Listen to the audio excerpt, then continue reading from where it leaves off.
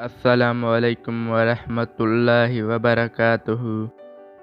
صبح صادق کے دھندلکے میں روشن اور گرم دوپہر میں سرمئی شام میں اور پھر رات کی تاریکی میں روزانہ دنیا کے گوشے گوشے میں ایک آواز بلند ہوتی ہے۔ یہ آواز 14 صدیوں سے اسی تسلسل کے ساتھ بلند ہو رہی ہے۔ ہر دور میں اس آواز نے یکساں کلمات ادا کیے ہیں۔ یہ کلمات اس دین کے ماننے والوں کا سرمایہ افتخار ہیں، جسے لے کر ایک نبی امین صلی اللہ علیہ وسلم فاران کی سرزمین پر اترا۔ ان کلمات میں وہ رعب و جلال ہے جو بڑے بڑے جابروں کے دلوں کو اسیر کر لیتا ہے۔ اللہ سب سے بڑا ہے، اللہ سب سے بڑا ہے۔ روئے زمین پر سب سے پہلے ان کلمات کو بلند کرنے کی سعادت جس شخص کے حصے میں آئی، وہ نہ تو بے حد دولت مند تھے، نہ ہی بہت بااثر، اور نہ ان کے حسن و جمال نے لوگوں کو متوجہ کیا تھا، بلکہ وہ ایک حبشی النسل غلام تھے جن کی رنگت سیاہ تھی، آنکھیں سرخ اور ہونٹ موٹے تھے، لیکن ان کا دل نہایت حسین تھا۔ یہ غلام جنہیں اللہ تعالیٰ نے عزت و شہرت کی بلندیوں پر فائز کیا، حضرت بلال بن رباح تھے۔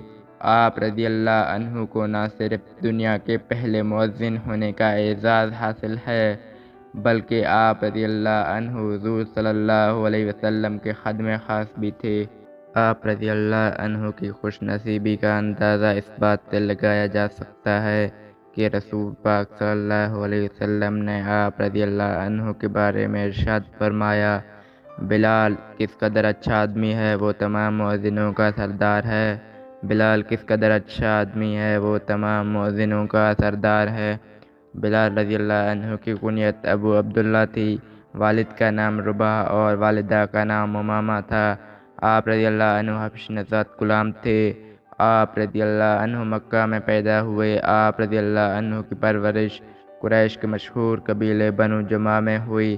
یہ عجیب اتفاق ہے کہ رسول صلی اللہ علیہ وسلم کے 3 مؤذنوں بلال رضی اللہ عنہ، ابو محذورہ اور عمرہ ابن کلثوم نے مکے کے اسی قبیلے میں پرورش پائی۔ حضرت بلال حبشی رضی اللہ عنہ مسجد نبوی صلی اللہ علیہ وسلم کے ہمیشہ مؤذن رہے۔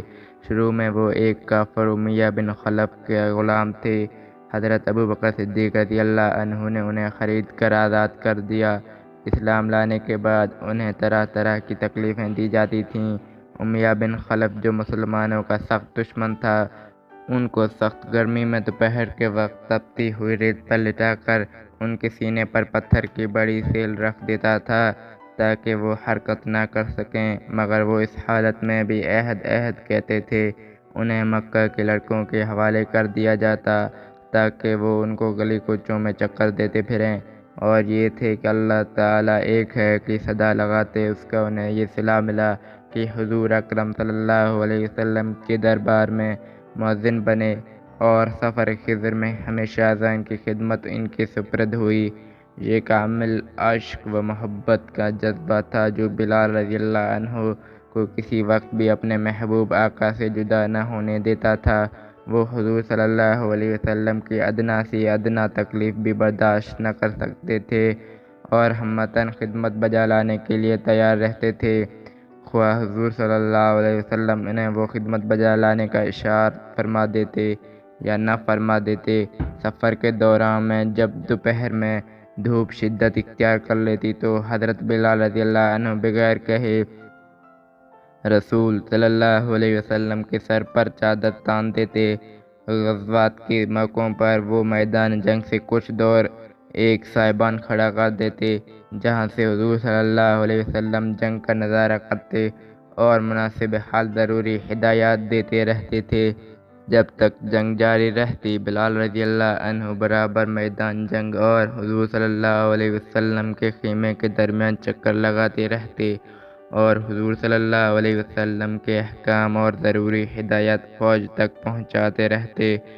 جب رسول صلی اللہ علیہ وسلم فاتحانہ شان سے مکہ میں داخل ہوئے تو آپ صلی اللہ علیہ وسلم نے بلال کو حکم دیا کہ وہ کعبہ کی چھت پر کھڑے ہو کر اذان دیں۔ جس وقت بلال رضی اللہ عنہ کی آواز بطحائے مکہ میں گونجی اور اشہد اللہ الہ الا اللہ کے الفاظ ان کے منہ سے نکلے تو مشرکین کے دل رنج و والم سے بھیگ گئے۔ ایک دفعہ عالم کشف میں رسول صلی اللہ علیہ وسلم کو جنت کا نظارہ دیکھا گیا اور آپ صلی اللہ علیہ وسلم نے اپنے آگے بلال رضی اللہ عنہ کے قدموں کی آواز سنی۔ نماز کے بعد آپ نے پوچھا، بلال رضی اللہ عنہ، تمہیں اپنے کس عمل کے نتیجے میں سب سے زیادہ ثواب ملنے کی امید ہے؟ کیونکہ میں نے جنت میں تمہارے قدموں کی آواز اپنے آگے سنی ہے۔ حضرت بلال کی کثر نفسی دیکھیں کہ اس وقت انہوں نے اپنے زہد و قناعت کا ذکر کیا، نہ جہاد فی سبیل اللہ، نہ ان تکالیف و مصائب کا جو آپ رضی اللہ عنہ کو راہ حق میں اٹھانی پڑیں اور جنہیں آپ رضی اللہ عنہ نے بڑے صبر و استقلال سے برداشت کیا، اور نہ اپنی اطاعت و فرمان برداری کا، بلکہ صرف یہ کہا، میں نے اسلام کے دوران کوئی ایسا غیر معمولی عمل نہیں کیا جس کی بنا پر میں بارگاہ خدا سے خاص ثواب کا مستحق ٹھہرایا جاؤں۔ البتہ اتنا ضروری ہے کہ میں ہر وضو کے بعد 2 رکعت نفل پڑھ لیتا ہوں۔ ابتدا میں مسلمان کو نماز کے لیے بلانے کی خاطر طبل بجانے کی تجویز بھی تھی۔ آغاز اسلام میں اذان کا وجود نہ تھا۔ مسلمانوں کا قبلہ خانہ کعبہ پایا اور اسلام نے بے روز افروں ترقی کرنے شروع کی تو مسلمان نے کوئی ایسا طریقہ سوچنا شروع کیا جس سے دور دور تک پھیلے ہوئے لوگوں کو نماز کے لیے اکٹھا کیا جا سکے۔ اذان کا یہ حکم نازل ہونے سے پہلے رسول اکرم صلی اللہ علیہ وسلم کا ایک منادی کسی اونچی جگہ پر کھڑے ہو کر آواز سے یہ الفاظ کہتا، الصلاۃ جامعہ، نماز کھڑے ہونے کا وقت آ گیا ہے۔ یہ آواز سن کر لوگ نماز کے لیے مسجد میں جمع ہو جاتے۔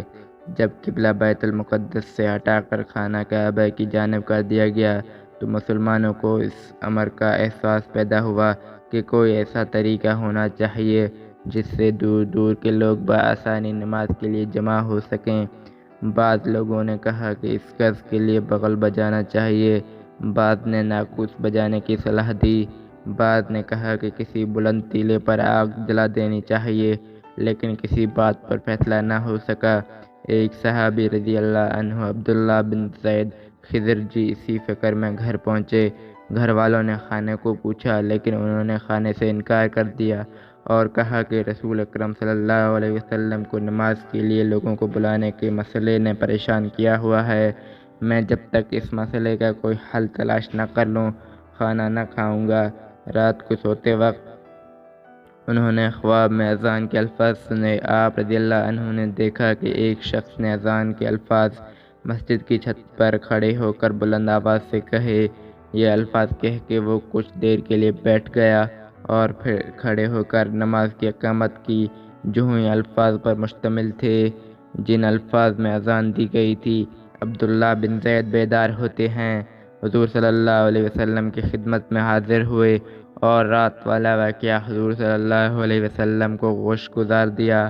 حضور صلی اللہ علیہ وسلم نے فرمایا، تم بلال رضی اللہ عنہ کے پاس جا کر انہیں یہ الفاظ یاد کرا دو اور انہیں کہو کہ وہ ہر نماز کے وقت یہ آواز بلند یہ الفاظ دہرایا کریں۔ جب پہلی بار حضرت بلال کی زبان سے یہ الفاظ نکل کر مدینہ کی فضا میں گونجے تو پھر حضرت رسول کریم صلی اللہ علیہ وسلم کی خدمت میں حاضر ہوئے اور عرض کیا، یا رسول اللہ صلی اللہ علیہ وسلم، میں نے بھی آج رات خواب میں ایک شخص کو بینا یہی الفاظ کہتے سنا ہے۔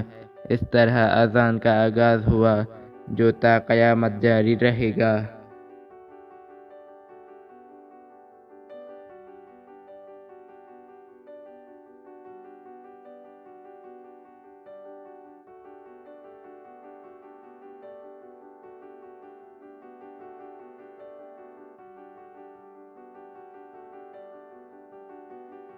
I know you told your friend you're not okay, and tell me what's wrong and why you never say